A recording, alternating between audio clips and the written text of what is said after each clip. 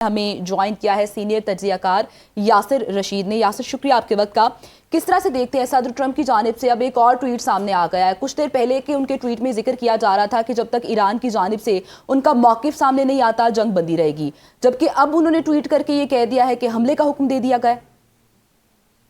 आप ये देखें कि उन्होंने पहले कहा कि जब तक मौक़िफ़ सामने नहीं आता, मौक़िफ़ क्या सामने आएगा वो तो खामोशी इख्तियार किए हुआ है। ट्रंप साहब अभी सो के उठे और हमें इसी में इंतजार कर रहे थे तो उसका पहला ट्वीट क्या आएगा। बारूदी सुरंगें कराने के हवाले से जो बात है ये कयास आराइयों के ऊपर मबनी है, क्योंकि ये एश्योरिटी के साथ नहीं कह सकता कि ईरान बारूदी सुरंगें किस हद तक बिछाई हैं।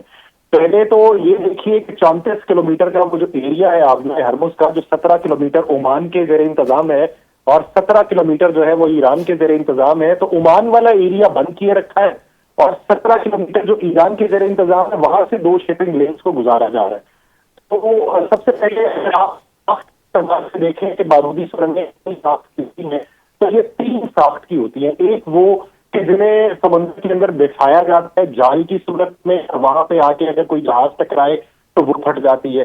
दूसरी उसकी साख्त होती है कि उसे जेर समुद्र बांध दिया जाता है, पहले गहराई नापी जाती है कि कितनी गहराई। यासिर, इसी पॉइंट को लेकर आपकी जानिब आना चाहूंगी। जैसे डॉक्टर खुरम साहब भी कह रहे हैं कि कोई ना कोई डेडलॉक यकीनन ऐसा आया है जिसके बाद सदर ट्रंप की जानिब से एक ट्वीट आ गई है। हमने देखा था इससे कबल सदर ट्रंप की जानिब से कहा जा रहा था कि ईरान के साथ जो मामलात है वो एक बड़ी डील के साथ तय पा जाएंगे। अब सदर ट्रंप की जानिब से जो बयानात आए हैं वो कहीं ना कहीं एक डेडलॉक को भी दिखा रहे हैं। तो आपके नज़दीक मसला जो आ रहा है वो किस जगह पे आ रहा है? पहले इस मसाइल से पहले आप पहले हकीकत के ऊपर नजर रखें कि एक जो ट्वीट वॉर है उसके तनाजुर में और जो हकीकत सामने दिखाई देती है जमीनी हकाइक के तौर पे उसके तनाजुर में ये कितना फर्क होता है। अभी अगर वो ये कहते हैं कि बारूदी सुरंगें जो हैं वो उखाड़ फेंकेंगे, उन्हें निकाल लेंगे, तो क्या बारूदी सुरंगें वहां पर मौजूद हैं और उन्हें निकालने का तरीकाकार क्या है और उसकी साख्त क्या है, पहले ये समझ लें। बारूदी सुरंगें जो हैं ये 3 इकसाम की होती हैं जो समंदर के अंदर लगाई जाती हैं। मैं पहले भी इस पर बात कर रहा था, शायद आवाज जो थी उसमें तसलसल नहीं था। बारूदी सुरंगें जो 3 किस्म की है उसमें जो सादा किस्म है कि आप जाल एक बिछा देंगे, कोई भी जहाज आएगा उससे टकराएगा वो फट जाएगी।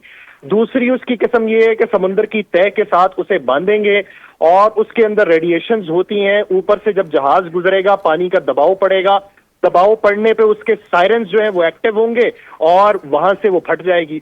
तीसरी जो साख्त होती है वो चाइनीज किस्म की होती है जिसे भी समुद्र के साथ बांध दिया जाता है, उसके अंदर एक रॉकेट होता है, ऊपर से जहाज गुजरे, वो रॉकेट उसी वेव के जरिए जहाज के पेट में जाके फट जाएगा।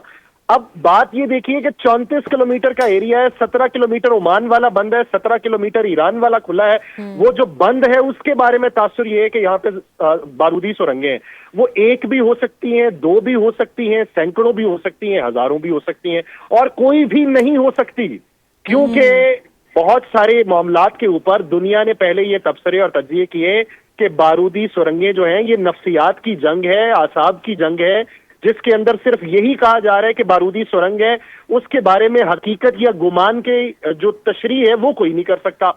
अब एक जहाज है जो $1 मिलियन का जहाज है जिसके ऊपर सामान मौजूद है, उसका कोई एक कैप्टन पिछले 1-1.5 महीने में ये रिस्क नहीं ले सका कि वो ओमान वाले एरिया से गुजरने की कोशिश करे कि जिसके नतीजे में वो ये टेस्टिफाई कर सके कि आया यहां पे बारूदी सुरंग है या नहीं है।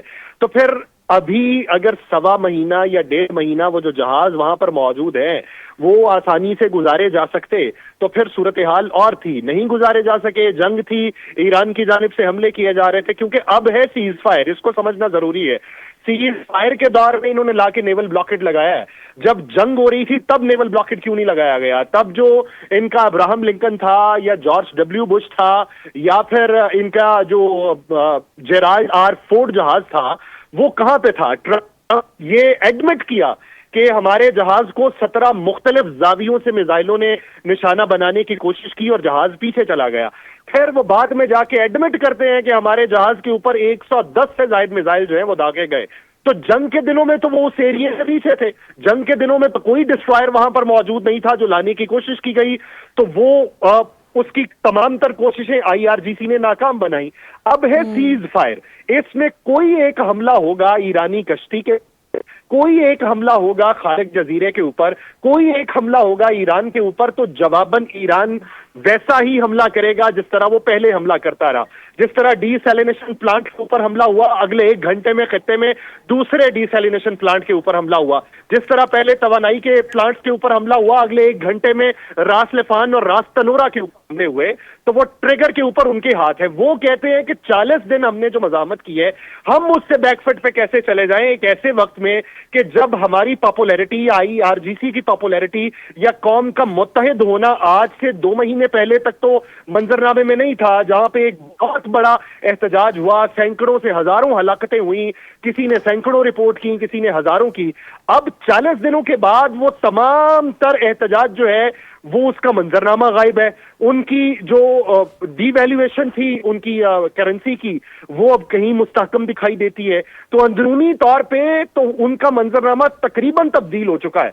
तो वो ये चाहते हैं कि 40 दिनों में हमने जो कमाया है, ये तो अगले 20 सालों में नहीं कमा सकते थे, ना कौम को इस तरीके से मुत्तहिद कर सकते थे। तो वो ये कहते हैं कि अगर अब टर्म्स पे बैठना है तो हमारी टर्म्स होंगी। तो इस ज़िमन के अंदर जो अमेरिका है उसको वॉर ट्रॉफी किस तरीके से मिलेगी, तो इसीलिए फ्रस्ट्रेशन का शिकार होके डोनाल्ड ट्रंप जो बयान देते हैं। आप ये बात भी कर रहे थे अभी, आप जो माइंस की कुछ एग्जाम के हवाले से भी बता रहे थे, अब ये माइंस खारग आइलैंड के आसपास भी हैं, आबनाए हुर्मस में भी हैं, तो क्या इतना आसान है इन माइंस को क्लियर करना? जैसे अब अमरीकी सदर कह रहे हैं कि माइन स्वीपर्स आबनाए हुर्मस को साफ करने में मसरूफ हैं, क्या इतना आसान है कि उन सरहदों के पास जाना जहां पर ईरान ने ऑलरेडी ज्यादा बड़ी माइंस बिछाई हैं, ये अगर जहाज वहां जाएंगे तो क्या इनको निशाना नहीं बनाया जाएगा? ना, पहले तो निशानदही कौन करेगा? क्या उन्होंने पिन पॉइंट की हुई है? जीपीएस लोकेशन है कि इतने नॉटिकल माइल के ऊपर इतनी बारूदी सुरंगें हैं, इतने नॉटिकल माइल के ऊपर इतनी बारूदी सुरंगें हैं। लोकेशन तो किसी के पास मौजूद नहीं है। तो आप वो 34 किलोमीटर का एरिया बैठ के फूंक के उसको खंगालने की कोशिश करेंगे, तो वो आईआरजीसी वाले जो हैं वो उधर बैठे कोई चाय कॉफी तो पी नहीं रहे। उनकी ड्यूटी सिर्फ लगी इस ज़िमन में है कि भाई साहब यहां से जो भी कुछ गुजरता है वो उसके ऊपर नजर रखिए। तो आप ये देखिए कि आबनाए हरमुज की ब्लॉकेड से आने वाले जहाज जो है उनके ऊपर ईरान फायरिंग करके वापस भिजवा देता है।